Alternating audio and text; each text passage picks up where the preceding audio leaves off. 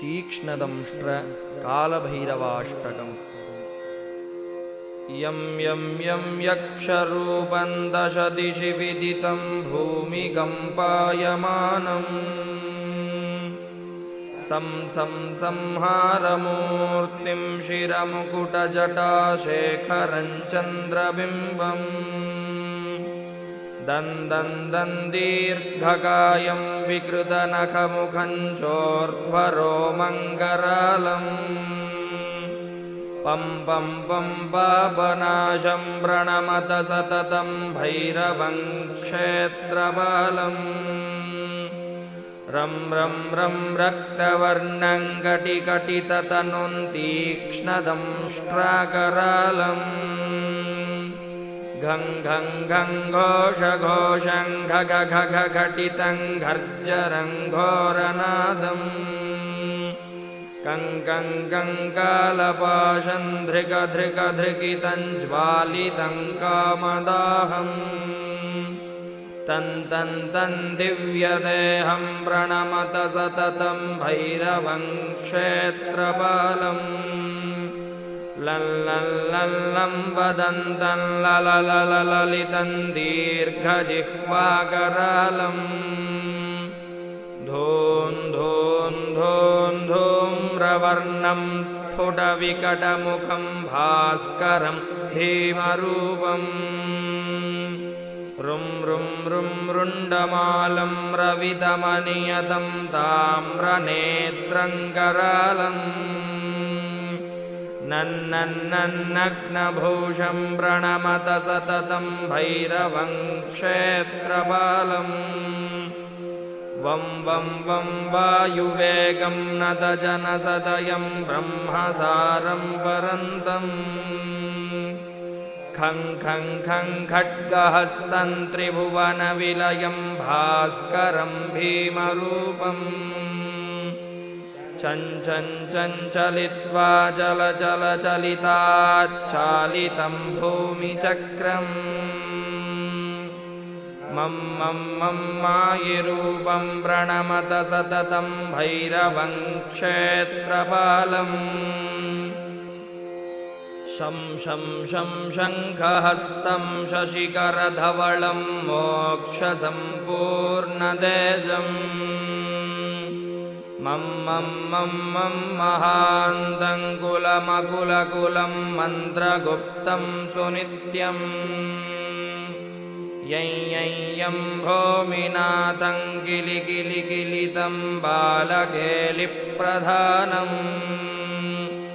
अं अन्तरिक्षं प्रणमत सततं भैरवं क्षेत्रपालम् खं खं खं खड्गभेदं विषममृतमयं कालकालं करालम्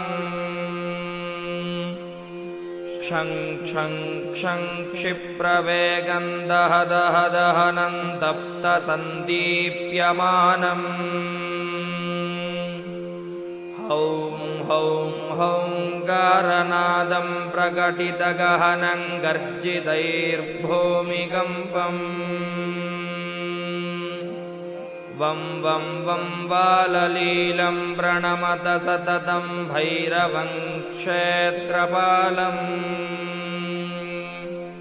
सं सं संसिद्धियोगं सकलगुणमुखं देवदेवं प्रसन्नम्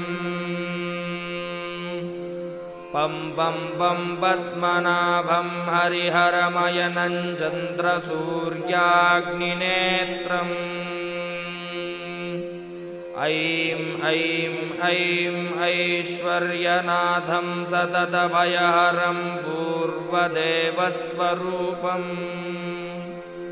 रौं रौं रौं रौद्ररूपं प्रणमत सततं भैरवं क्षेत्रपालम्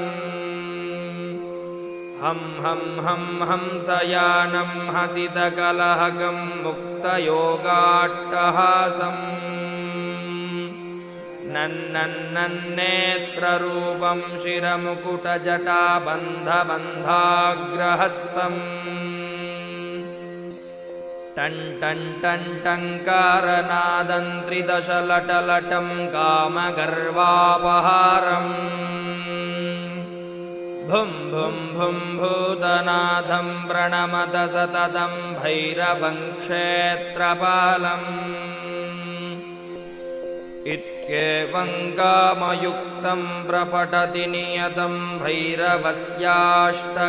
यो निर्विघ्नं दुःखनाशं सुरभयहरणं डाकिनीशाकिनीनाम् नश्ये दिव्याघ्रसर्पौ हुतवः सलिले राज्यशंसस्य शून्यम्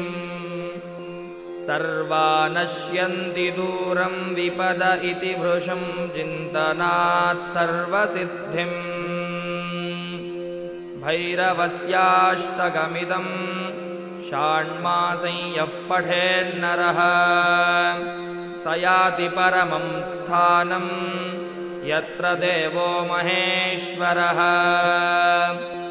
सिन्दूरारुणगात्रं च सर्वजन्मविनिर्मितं मुकुटाग्र्यधरं देवं भैरवं प्रणमाम्यहम् नमो भूतनाथं नमः प्रेतनाथं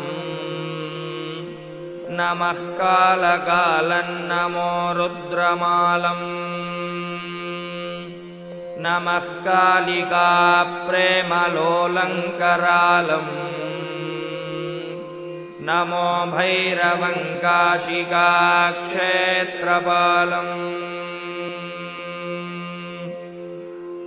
इति तीक्ष्णदंष्ट्रं कालभैरवाष्टकम्। हर नमः पार्वतीपतये।